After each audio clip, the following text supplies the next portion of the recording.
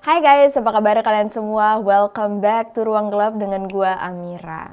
Oke, kali ini kita bakal ngomongin something yang different. Kita bakal ceritain kita.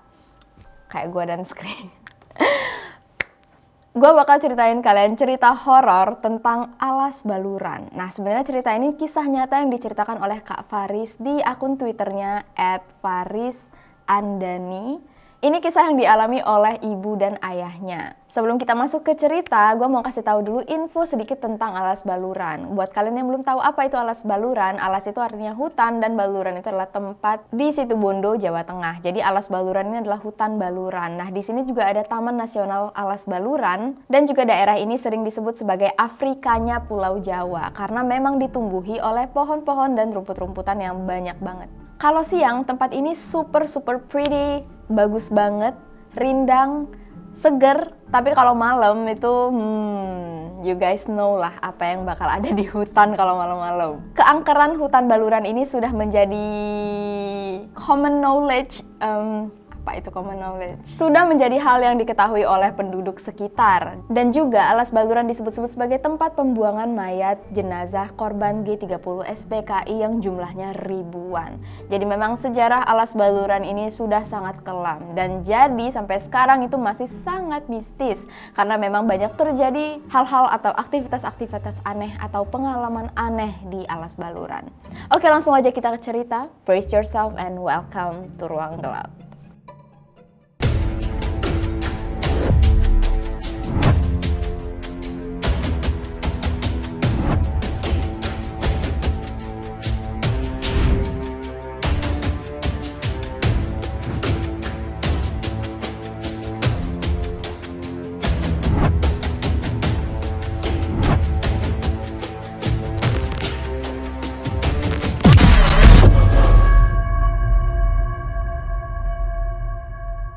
Seperti yang gue bilang di awal, ini adalah kisah nyata pengalaman dari orang tua Kak Faris. Di sini kita akan sebut sebagai si ibu dan si ayah.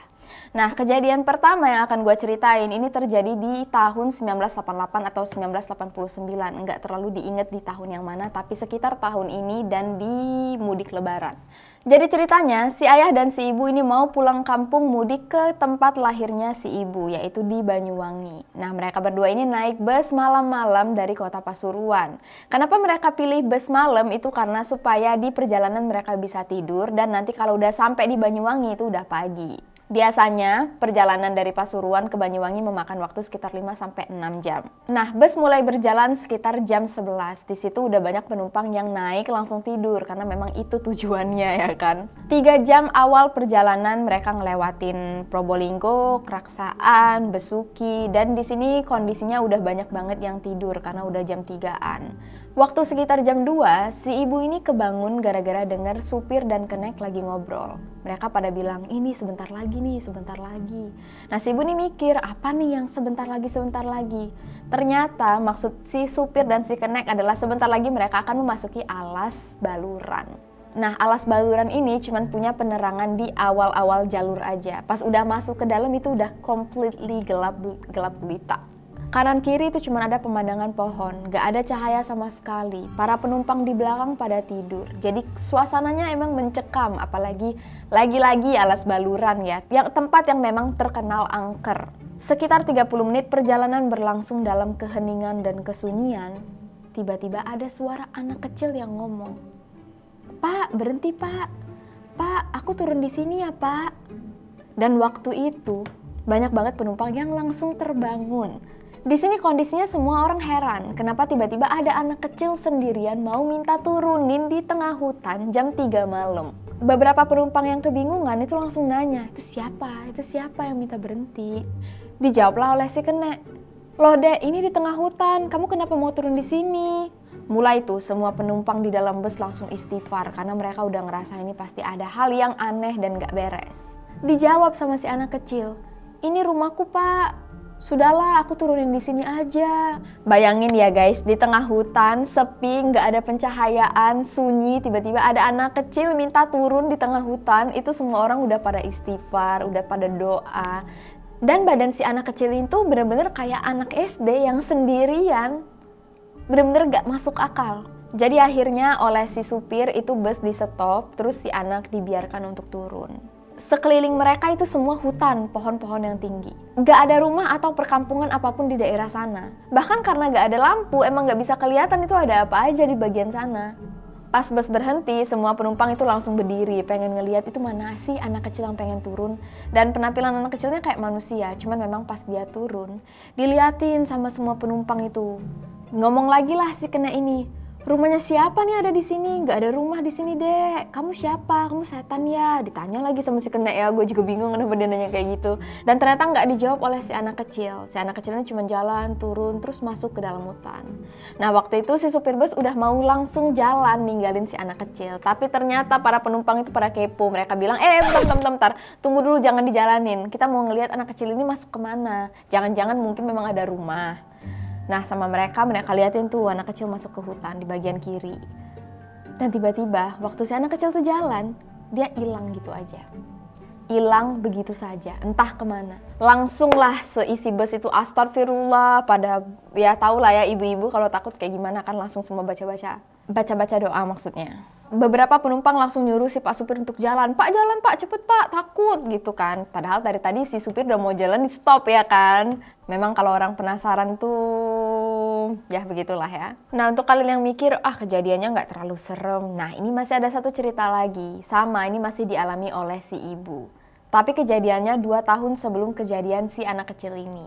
Jadi di cerita kedua ini, ceritanya masih lumayan sama, di alas baluran, di dalam bus. Tapi waktu itu si ibu mau pulang kampung karena ada urusan, bukan karena lebaran. Dan si ibu ini cuma sendirian.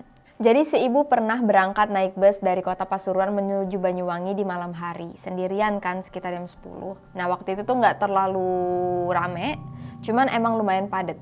Awalnya di perjalanan itu semuanya berjalan dengan mulus, 2-3 jam mereka akhirnya sampai di Situ Bondo, masuklah ke alas baluran lagi.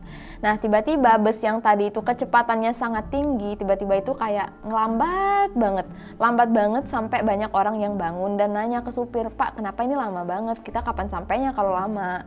Dan ternyata saat itu di depan mobil bus memang lagi ada beberapa kendaraan. Jadi posisi saat itu, ini mobil bus, ada mobil Colt, ada mobil carry, dan di depannya ini ada sepeda ontel. Nah dari bus kan tinggi tuh, jadi bisa kelihatan di sepeda ontel itu ada bapak-bapak yang lagi ngegayung.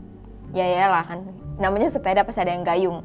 Nah di belakangnya itu ada rantingnya itu ditumpuk tinggi banget, dan di atas si ranting itu ternyata ada yang duduk. Yang duduk itu adalah sebuah pocong. Nah pocongnya ini noleh kanan, noleh kiri sambil kayak ngayun-ngayunin kaki gitu, kayak lagi santai. Gue juga nggak tahu kenapa. Dan ternyata nggak satupun di antara mobil-mobil ini yang berani untuk menyalip si sepeda. Karena katanya kalau misalnya ada yang menyalip kendaraan yang ditumpangi oleh hantu, hantunya bakal pindah ke kendaraan yang nyalip itu. Jadi ternyata itulah alasan kenapa mereka semua tuh lambat banget ngikutin dari belakang si sepeda ontel. Penumpang yang awalnya pada tidur tuh langsung pada bangun, pengen menyaksikan fenomena penampakan yang terpampang nyata. Ya ampun, gue udah kayak Syahrini. Pokoknya intinya, ya kapan lagi sih lu bisa ngelihat pocong yang disaksikan oleh banyak orang? Kayak ini nggak mungkin cuman hayalan karena semua orang ngelihat. Dan memang itu posisinya si pocong tuh pakai kain putih, ya bener-bener kayak pocong gimana sih? Enggak, gue nggak mau lihat pocong. Kayak ya lah, kita tahu lah gimana kayak bentukan si pocong, oke? Jadi selama perjalanan di alas baluran, ketiga mobil itu tuh lambat banget ngikutin si sepeda ontel. Sampai akhirnya 2 jam kemudian mereka keluar dari alas baluran dan sampailah di sebuah masjid. Nah saat itu semua orang tuh pada turun karena mau sholat subuh. Nah ternyata si bapak yang ngendarain sepeda ontel tadi juga ikut istirahat. Terus didatengin lah sama para penumpang bus, dibilang lah, Pak tahu nggak Pak, tadi ada yang ikut Bapak loh, ada setan yang ikut Bapak. Mereka ini udah menggebu-gebu banget pengen ceritain bahwa si Bapak tadi habis bonceng hantu. Ternyata Bapaknya jawab, oh iya saya tahu kok ada yang ikut saya, kayaknya itu istri saya. Istri saya sempat datang ke mimpi, bilang dia kasihan lihat saya kerja sendirian. Waktu dijawab gitu sama si bapak, semua ketakutan para penumpang tuh langsung hilang. Mereka jadi berubah kayak sedih. Setelahnya semua orang sholat subuh dan langsung melanjutkan perjalanan kembali. Nggak bisa kita pungkiri lah kalau seandainya setan dan jin itu memang ada, bahwa ada hal gaib yang memang hidup di antara kita, dan mungkin ya itu satu-satunya hal yang bisa kita lakukan adalah dengan enggak mengganggu mereka, enggak mengusik, enggak melakukan hal-hal aneh di tempat yang kita udah tahu banyak penunggunya. Untuk kalian yang pengen baca langsung cerita ini dari si pemilik cerita, kalian bisa klik deskripsi di bawah, itu ada Twitternya, kalian bisa langsung baca. Kalau ada salah info gue mohon maaf. Dan kedepannya gue pengen bawain lebih banyak cerita horor dari thread-thread Twitter, karena memang banyak banget cerita yang sangat menarik. Salah satunya yang pengen banget gue bawain itu tentang kisah pocong yang sempat viral di tahun 2018. Mungkin next di video selanjutnya. Oke guys, sampai sini dulu cerita kita. Semoga menghibur, menemani kalian, dan cukup menakuti kalian. See you guys on the next video. Stay safe and stay alive.